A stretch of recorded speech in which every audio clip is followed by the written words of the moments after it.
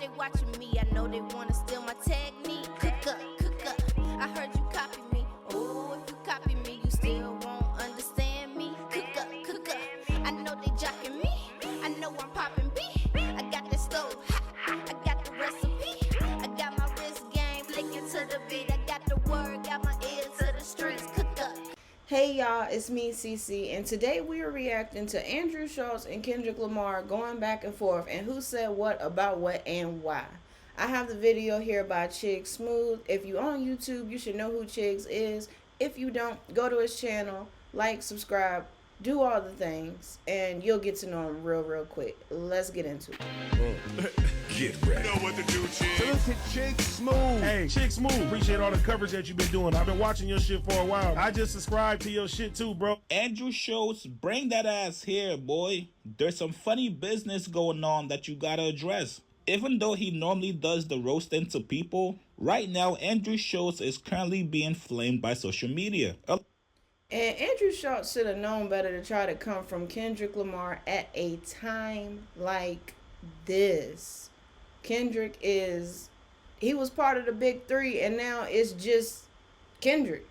Like, we don't even talk about the other two the same no more. Why would you go for him at a time like this? People are not rocking with his response to Kendrick Lamar. This response comes 2 weeks after Kendrick mentioned him on his album. Now, obviously, when I say mention, he wasn't directly named in the bar, but I'm pretty sure we all know this bar was meant for shows. Kendrick said, "Don't let no white comedian talk about no black woman. That's law. I know propaganda worked for them, and fuck whoever that's close to them." A couple months back, Andrew Schultz went viral when he had the guys from Shit and Giggle podcast on, and he made a very real quick,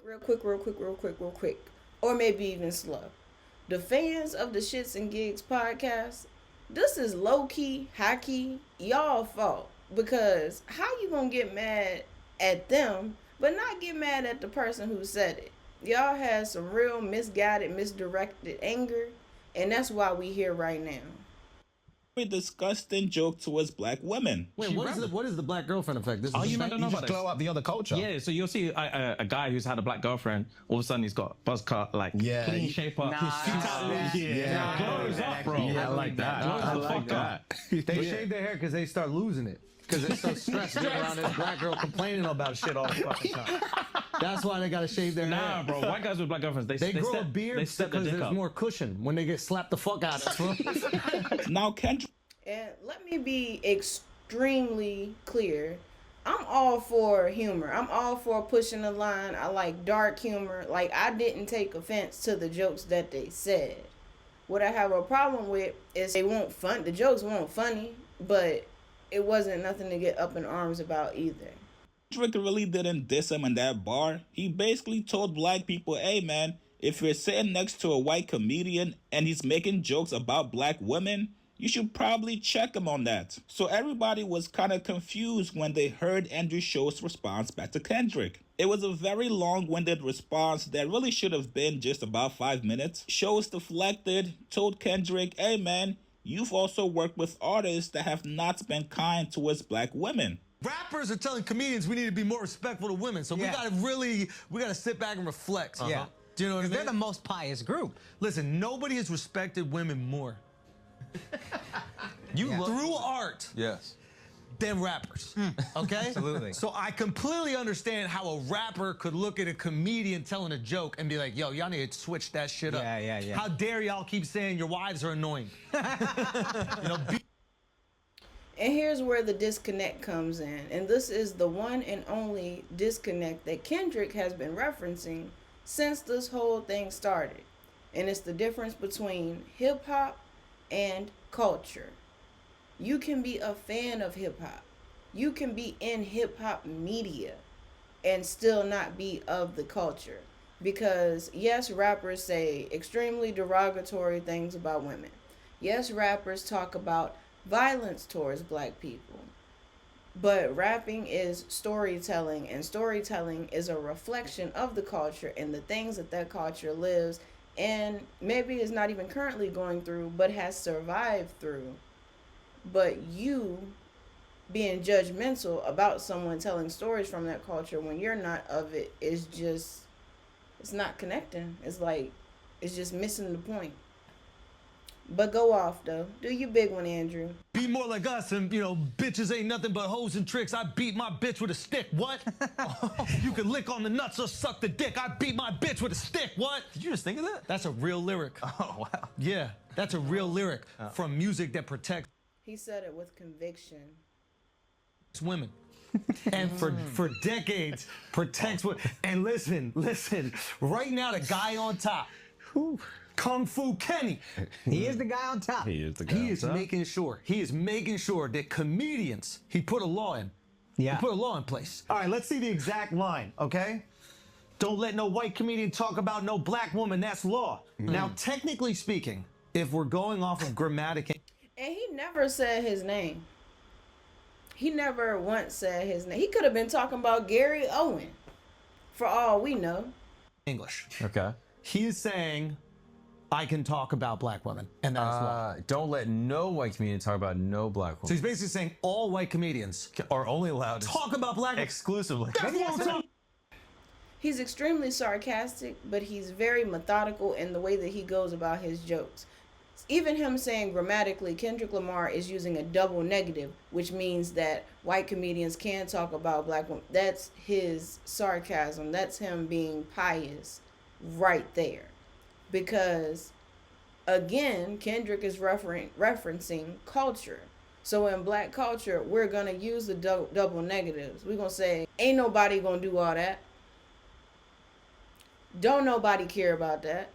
That's how we're able to use our vernacular in a way that all of us universally understand. But when other cultures hear it, they use it and say, well, if we're being technical, what you're saying actually mean this. No, it means what he said it meant. But here we are.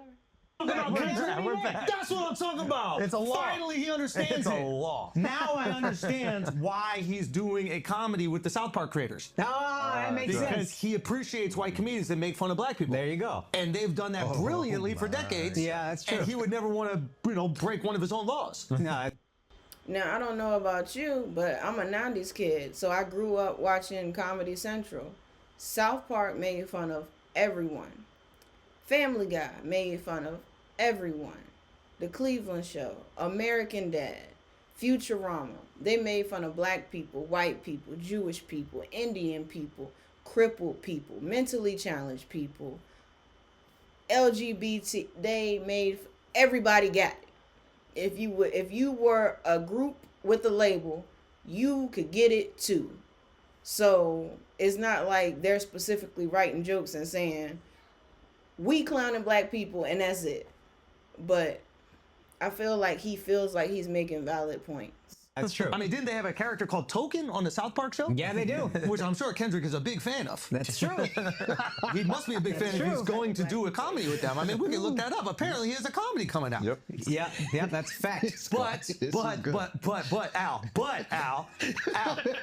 you're getting groomed right now. We need to ungroom you. Yeah, you are getting We need to groomed. ungroom you right now. Let's see. Okay? Let's see. I mean that, listen, because he sent people, he says slide on. What he said, slide, where's the line? Okay, the N-words that coon, the N-words that being groomed, slide on both of them. Whoa, that seems like a call to violence. And he says, slide on any niggas that coon and the ones that's being groomed. Let's slide on both of them. And the reason why he would say that, why would you call for violence towards your own people? We could take that all the way back to Harriet Tubman. Because similar to Kendrick, she's trying to achieve some type of freedom with her people, but all of them are not about that. So if you're gonna hold me back from my goal and what I'm trying to do for all of us, you gotta go. And it's been said that she even took out a couple of them that was stopping her from completing the mission. So yeah, that's what he meant. But again, you have to be of the culture to know that. It does. Why would he call to, if he's about protecting black people, why would the call to violence be towards the black dudes, not the white guy making the joke. Well, you gotta understand. What? Well, no. You gotta understand. Because I snitch. I cooperate. I tell. Yeah, litigation. Okay? You go squabble up in a jail cell. So his joke is Kendrick didn't call for violence on him because he would tell, because he would snitch.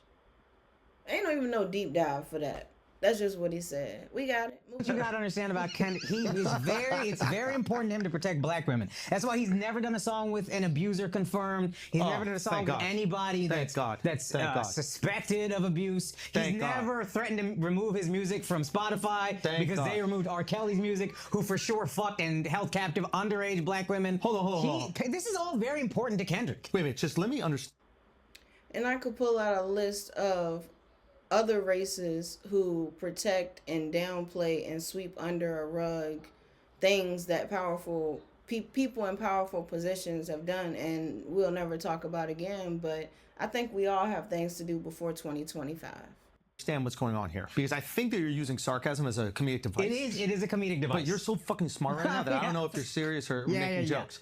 Are you saying that Kendrick Lamar put it on wax that he is protecting black women from white comedians' jokes? And then it starts getting dark when Schultz starts talking about having his way with Kendrick. Schultz goes on to make up a hypothetical situation where him and Kendrick will be locked up together, and he would essentially have his way with Kendrick. But just Kendrick, I would make love to him, and there's nothing he could do about it. Just Kendrick Lamar, I would make love to him, and the only thing that he could do is decide if it's consensual or not. Two things real quick and I'm done. I don't even need the rest of your time. After this, I'm done. One, so then the next joke you make is about S-ing a black man, which was also done during slavery. I'm gonna leave that where it is. And two, that ain't gonna go how you think it's gonna go. Whether you're joking and you're talking about being sexual or whether you think it gets physical in a violent sort of way.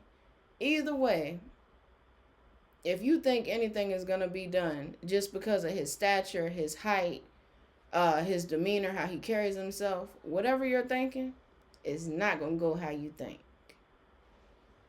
But carry on.